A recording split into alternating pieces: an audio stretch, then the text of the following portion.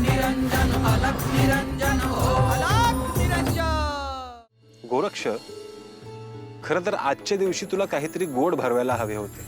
परंतु हे अन्न देखील गोडच आहे. तसं नाही रे. नाथ परंपरेतला दुसरा नाथ म्हणून तू आला आहेस. तुला निश्चितच काहीतरी गोड भरवले पाहिजे. परंतु या अरण्यात काही गोड कसे मिळणार?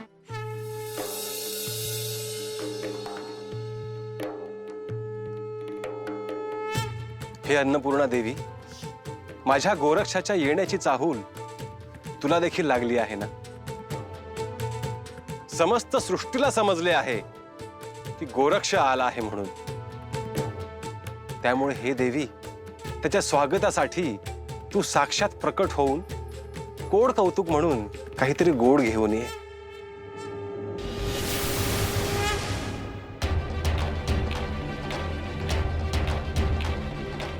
हे मच्छिंद्रनाथ, गोरक्षासाठी मी स्वतः यायला हवे होते, परंतु विलंब झाला असला तरी मी आले आहे.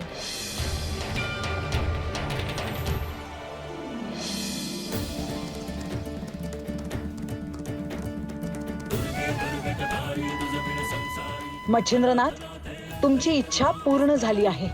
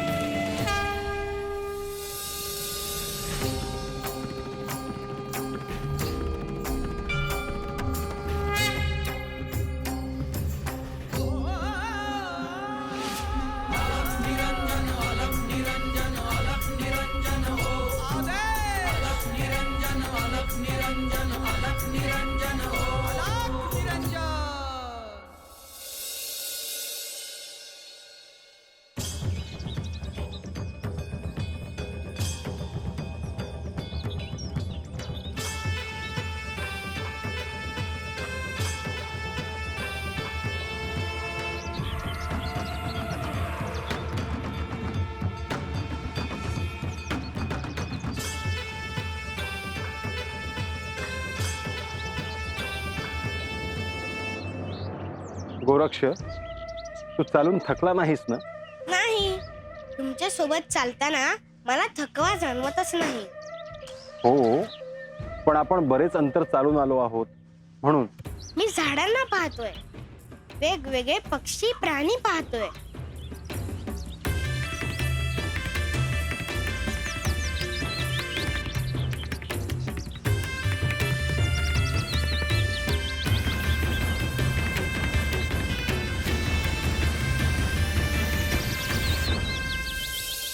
ह्या सृष्टीमध्ये झाडांना, पशु पक्ष्यांना स्वतंत्र असं स्थान आहे. मात्र त्यांची एकत्रित अशी शृंखला आहे. मनुष्याने त्यात हस्तक्षेप करू नये. गोरक्ष, मला असे वाटते की आता आपण इथेच थांबूयात. तुझी काळजी वाटते मला. तुला भूक लागली आहे का? तुम्ही म्हणत आहात तर थांबूया. हे बघ, आपल्याला अजून दत्तात्रयांपर्यंत पोहोचायला बरेच अंतर आहे. मला तुझी आणि श्री दत्तात्रयांची भेट घडवायची आहे. तसा मला दत्तात्रयांचा आदेश आहे. त्यामुळे तिथपर्यंत सुरक्षित तुला घेऊन जाणे हे माझे काम आहे. मी तुमच्याकडून श्री दत्ता महाराजांबद्दल खूप ऐकले आहे. ते कसे आहेत त्यांच्याबद्दल मला सांगा ना. श्री दत्तात्रेय हा विषय असा आहे की त्यावर कितीही काळ बोलत राहिले तरी समजले असे होणार नाही.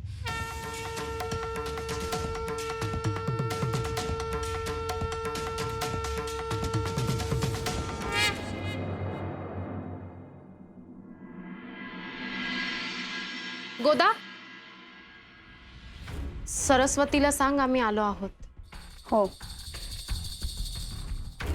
कमळा, तू जे काही केलंस ते योग्य नाही. अगं, मला काय माहिती एवढं होईल ग. मग चुकीचे सल्लेही नाही द्यायचे कोणाला.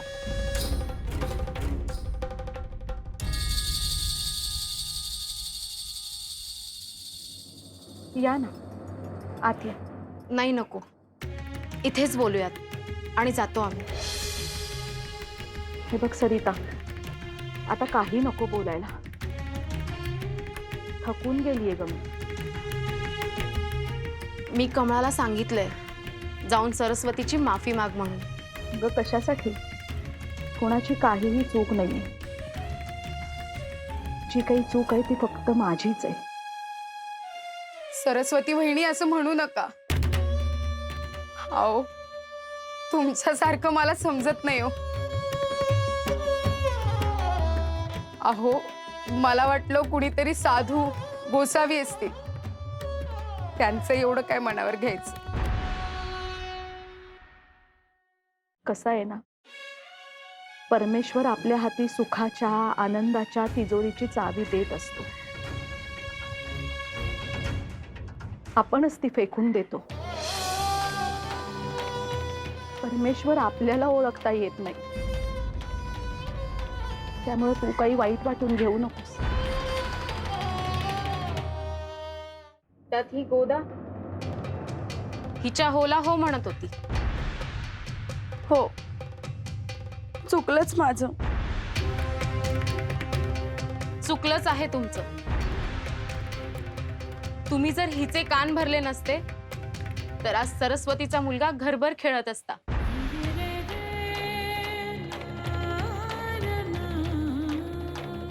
खरं सांगू का, आता तुम्ही कोणीही काहीही वाईट वाटून घेऊ नका.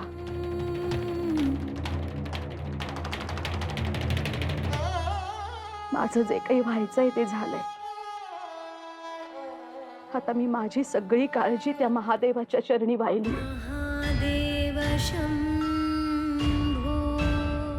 या तुम्ही.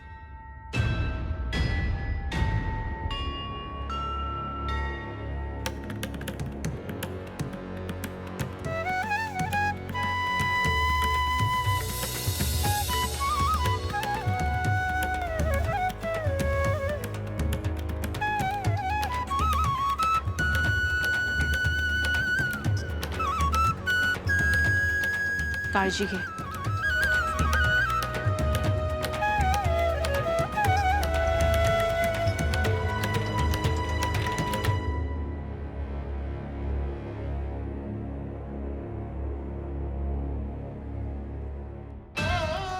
गोरक्ष, तू कुठे आहेस? कसा आहेस? मला तुझी खूप आठवण येते.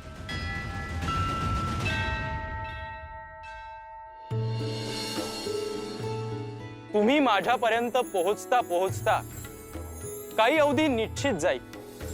तोपर्यंत तुमचे नाते अत्यंत दृढ झाले असेल. गुरु शिष्याच्या परंपरेमध्ये तुमचे नाव प्रथम श्रेणीत घेतले जावे याची काळजी घ्या. मच्छिंद्र, तुझा जन्म माशाच्या पोटी झाला आहे आणि गोरक्ष, तुझा जन्म गायीच्या शेणाच्या राखेतून झाला आहे. नाथ परंपरेमध्ये तुम्ही स्वयंभू आहात. तुमचे माता पिता कोणी नाही. तुम्ही जगाचे पालक व्हाल.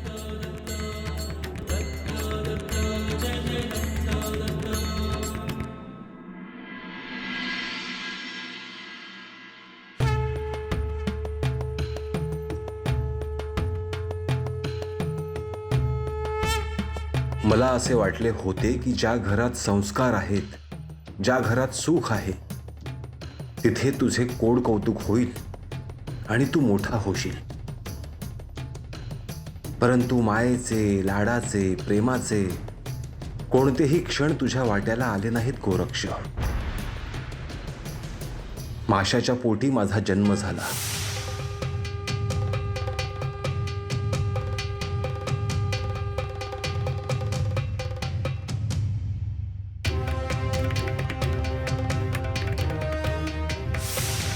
आणि कामिक शारदवता यांच्या रूपाने मला आई वडील मिळाले. त्यांनी माझे मायेने संगोपन केले. तुझ्या वाट्याला मात्र हे काहीही आले नाही. गावाच्या बाहेर गोरक्षेमध्ये तुझे शरीर आकार घेत राहिले. आणि कुणालाही त्याची चाहूल देखील लागली नाही. श्री दत्तात्रेयांना हे समजले होते, परंतु त्यांनी मला हे सांगितले नाही.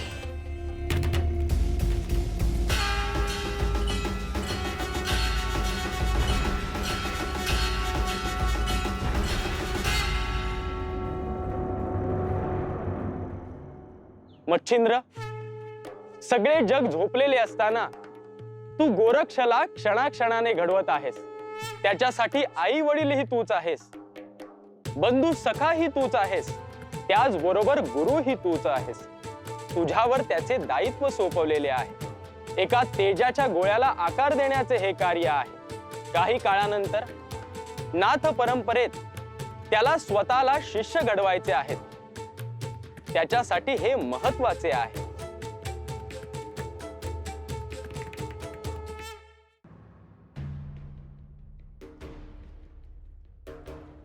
गोरक्ष, आज भ्रमण करताना काही गोष्टी मी तुला शिकवेन, त्या तू आत्मसात कर. एका स्थानावर अधिक काळ आपण वास्तव्य करायचे नाही. असे का? कारण आपला कुठल्याही गोष्टीशी मोह राहता कामा नये. मोह म्हणजे काय? मोह म्हणजे आसक्ती. अगदी सोप्या भाषेत सांगायचे तर आपल्या भावना, वासना कशातही अडकून राहायला नको. चला आता आपण निघूया. आदेश, आदेश, आदेश, आदेश. आपण असे आदेश मोठ्याने का म्हणालात? आणि आदेश म्हणजे काय? आत्मा, जीवात्मा आणि परमात्मा या तिघांचेही एकत्रित स्वरूप म्हणजे आदेश. मुळात हा एक भाव ठेवणे म्हणजे आदेश. मी पण म्हणू का? हो, आणि असे म्हण की समस्त सृष्टीला ऐकू गेले पाहिजे. आदेश, आदेश.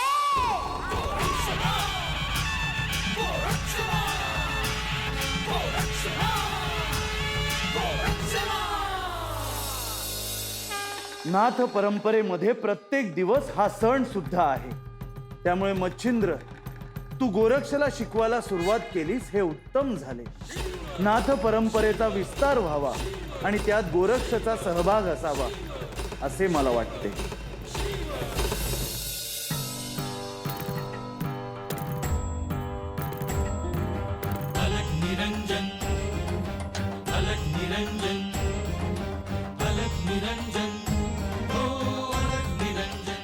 अलख निरंजन.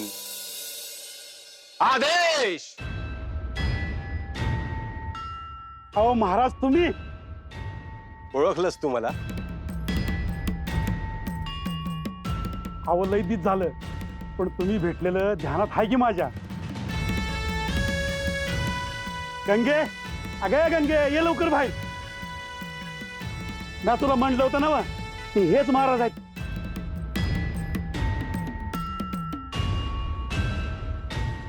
महाराज आता आलाय तर जेवण बनवायला घेतो लगेच. नाही, मी कुणाच्याही घरी जेवण करत नाही. भिक्षा मागण्याचा नियम आहे माझा. तेवढी मिळाली की झालं. असं म्हणताय होय? गंगे, घरात जा आणि धान्य घेऊन ये. महाराज, हे कोण आहे तुमच्या संग? हा माझा शिष्य गोरक्ष. एवढंस लहान पोर आहे ते, एवढ्या पावसा पाण्यात उन्हातानात कसं जमतंय त्याला चालायला नानुमाळ? एवढंच अंतर काय, संपूर्ण ब्रह्मांड फिरायचंय त्याला.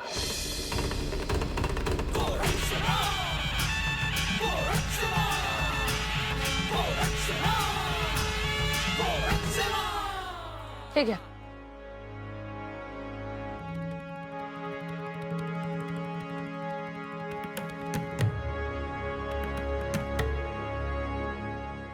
ठीक आहे गंगे.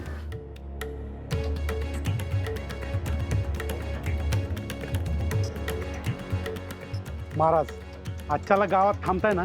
नाही, आम्हाला एका स्थानावर फार काळ थांबता येत नाही, परंतु माझे आशीर्वाद आहेत तुम्हाला.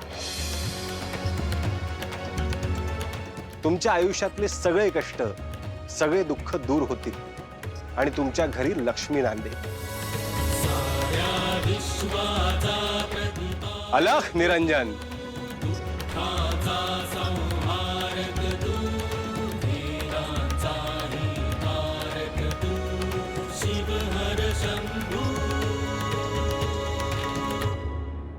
त्यांच्यासोबत जे पोर होतं ते कोण आहे? गोरक्ष त्यांचा शिष्य आहे.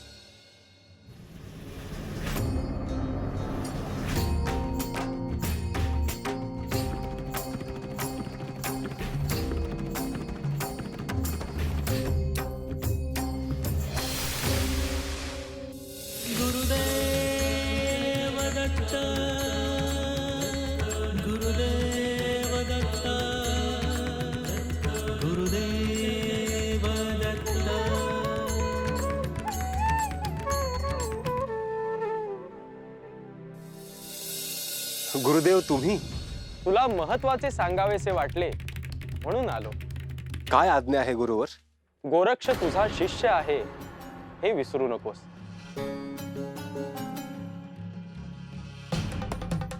माझ्याकडून काही चूक झाली का गुरुवर? चूक अशी नाही, परंतु वात्सल्यापोटी तू मोहमायेत अडकला नाहीस ना, हे पहा. असे आपल्याला का वाटते आहे? गोरक्ष बाल स्वरूपात आहे, परंतु तो सामान्य बालक नाही, ते शिवाचे प्रतिरूप आहे.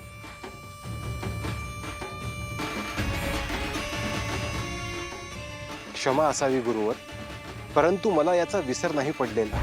मग त्याला बालकाप्रमाणे वागवू नकोस. तुला त्याच्याकडून कठोर तप करून घ्यायचे आहे. तुला त्याची परीक्षा पाहायची आहे. त्याला ज्ञान देत मी हे सर्व करणार होतो, परंतु माझ्याकडून काही विलंब झाला असेल तर क्षमा करा. क्षण आणि क्षण महत्वाचा आहे.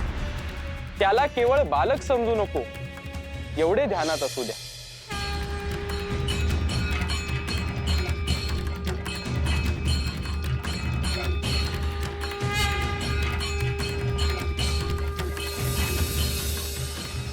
शुभम भवतु, शुभम भवतु, शुभम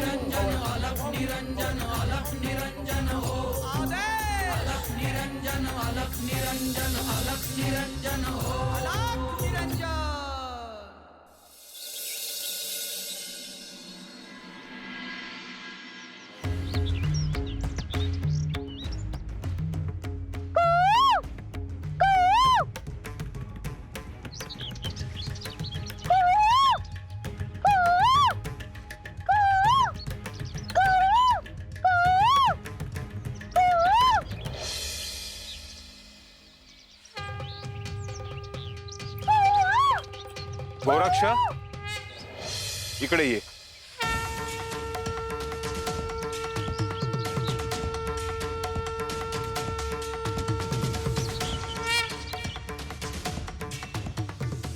तुम्ही हे मला का देत आहात?